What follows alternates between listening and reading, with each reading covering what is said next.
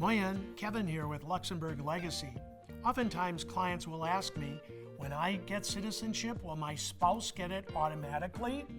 The answer to that is a resounding no. That's because your Luxembourg citizenship is based on reclaiming citizenship of an ancestor. It's available for you, your children and grandchildren, but it wouldn't be available for your spouse because they're not from that ancestry.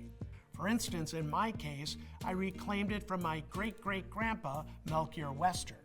But here is the good news. When you become a citizen, you will be added to the National Registry database.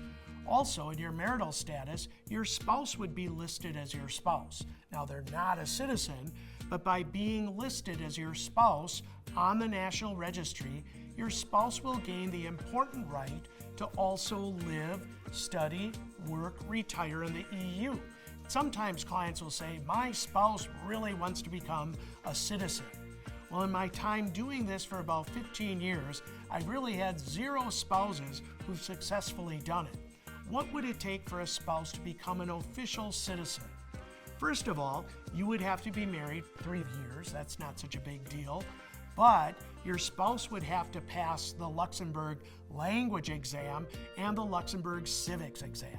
As I say, in my time doing this, I've never had a spouse who's been able to pull that off. But again, the good news is, when you become a citizen, your spouse will also gain the right to live, study, work, and retire in the EU. That's really what matters most. If you'd like to learn more about citizenship, be in touch with us at Luxembourg Legacy. Eddie.